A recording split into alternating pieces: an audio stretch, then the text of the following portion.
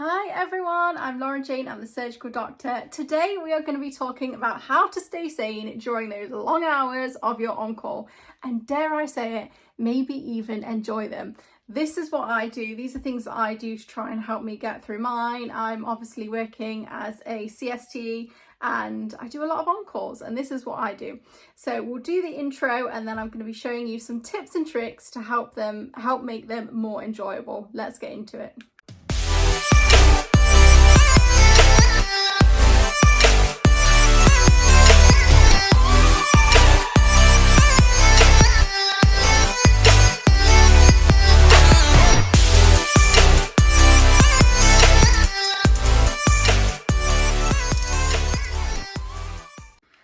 Everyone, welcome back. So what we're going to be talking about today, or what we're going to start off talking about today, is achievable things that you can do on a really low budget to help you make those shifts more bearable. I know that especially if you're in SHO, it doesn't matter whether you're in SHO or a reg or wherever you are, we work long shifts. You know, maybe you're a nurse, maybe you're a doctor, maybe you're not a healthcare professional at all. I really hope these tips will help people get through these long shifts. So the first thing that I want you to do is I want you to design your hypothetical end of shift place, okay?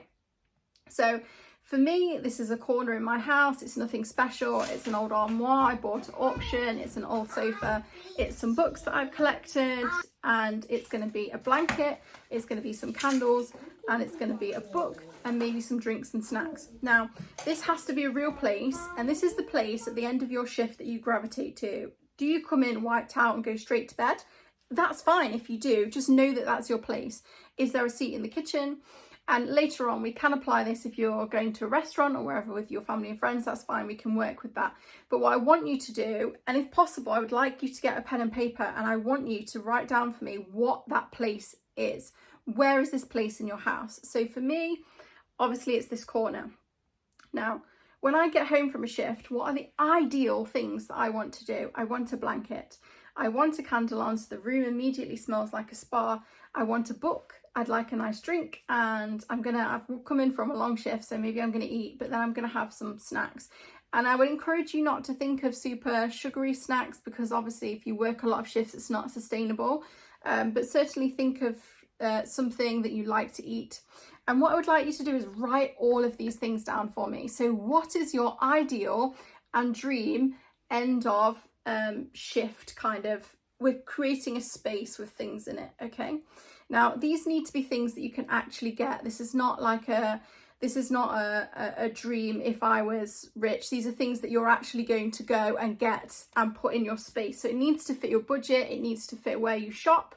And obviously it needs to fit however you eat. You don't want to be, every shift having lots and lots of things that aren't sustainable for your lifetime. So what I would like you to do is to write all of those things down for me so that we've created a space. Now, before you do a run of shifts, whatever snacks or drinks that you're treating yourself to at the end of the shift, the book that you're going to read, the blanket, all of that needs to be there and prepared. So what you are going to do is in the morning, this is why this really works, in the morning before you leave for your shift, I want you to prepare this corner. And I know that this is difficult if you've got children and it's a communal space, but you're working long shifts, people need to accommodate you. So for me, this involves folding the blanket, putting it on the seat where I'm going to sit. You can put snacks. I want you to actually, they might be in the cupboard. I want you to actually take them out of the cupboard and put them in your place. I want you to get obviously if you're refrigerating the drink, you can leave that in. But for everything else, I want you to have the candle there ready. Obviously not matches if you've got children around, but I want you to create this space so it is ready for you when you get home. And that's not at all about making it easy access for you when you get home after a long shift. It's nothing to do with that. It is about visualization. So in the morning, we create the end of shift space. That is the point of what we're doing, okay? So as you are creating this space in your mind, what you are effectively telling yourself is this shift will end. And however horrendous your shift is, it might be the worst shift of your life. I'm sure it's not going to be. But however bad that shift is, your shift is going to end, okay? And you are going to come to this space. And that is the core principle, the first principle, the most important principle of this video, is that ultimately you have created a space, and all through the day you will think about this space, and it is going to keep you mindful that this shift will end. And you can go through the day and say to yourself, throw at me what you will, because I know that space is waiting for me. Okay, so this is the first thing that we're going to do. The second thing that I like to do is a silly thing, but these are, I've tried to think of things that make my days more bearable, and these are obviously just small things, and I'm sharing them with you. So the second thing is that I like to kind of plan when I'm going to have my snacks to break the day up. So if you're working a 13-hour shift, I usually like to get beyond around the 6 or 7 hour mark. For me, there's like a mental place when you've gone beyond kind of more than half a day. So what I will do is, if I'm working an on-call shift, I will get my favourite snack. Usually it's a healthy snack, it's just something small like a naked bar. Or I really love, near me there are some incredible samosas, and you cook them in the oven. They're only cheap things, but they're really tasty. So I will cook those before the shift, and I'm not allowed to eat those until after 2 p.m. So I can have my lunch, that's fine, obviously I'm not going to starve, but I cannot have that snack until after 2 p.m. So what this does is, if you stratify your snacks like this, what you do is, because sometimes it's a bit soul destroying to walk in at a shift and you're like, oh, it's 13 hours until I can leave this place if I hand over on time, and I've got to drive home, it's going to be 14, 15 hours before I get home. You're in your head, you're now at 15 hours. 15 hours is not good. Forget that. We don't care about 15 hours. We know the shift is going to end because we've prepared our space. What we are thinking about now is, we are thinking about 6 hours, we are thinking about 7 hours, and then we are going to access the samosa.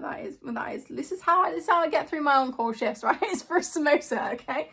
So what I am doing is, I'm busy in the morning anyway, and by the time I kind of wind down, you know, maybe it's like 12-ish, you know, whatever, I'm thinking about 2 o'clock. I'm not thinking about the rest of the shift. So I'm not in my head about the rest of the shift, okay? I'm chilled. I'm only trying to get through the next hour, and then I can have my samosa, okay?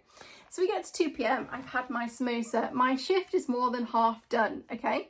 So now I'm still only thinking I've got an extra 6 hours. And to me, what's that? It's just another working day. It's less than a working day. So you see how what we're creating is kind of positive talk around the hours of shift that we're working. We're not thinking about 5 hours. We're not thinking about 15 hours, 14 hours, 13 hours. We're thinking about however many hours we've decided to plan. It's always going to be less than half. So these are just 2 small things that I do. I don't know if this is helpful for anyone. Please leave me comments if you do. By the time we're getting towards the end of the shift, we're tired, we're kind of, you know, maybe this is the part of the shift where I really start to think, you know, I'm sort of done now. We start to visualize, or all through the day, I would encourage you to think about your corner. And if things get, you know, rushed, or you're feeling overwhelmed, or you're thinking, you know, maybe this is a run of shift, maybe this is your, you know, 4th or whatever, you are thinking about that space. And this is why I asked you to prepare it in the morning, because it keeps you anchored. And rather than just having it in the cupboard and saying, oh, you know, I'm going to, you know, have a naked bar of pizza when I get home, or I'm going to watch this film. It's not mental. You physically, you know that all of that stuff is literally sitting there waiting for you. And what you're telling yourself constantly all through the day is, you know, 5 hours and I'm going to be back. It's all waiting for me, you know, and it's positive. This is a positive mental space. So these are my kind of the things that I do. I tend to enjoy my on-call shifts, especially on plastics. I work in a really nice department. I've worked in awful departments, and this is where I developed this method. Can you tell? So I hope this is helpful. Please leave me comments. It's always lovely to see you all. Thank you so much. Please like and subscribe.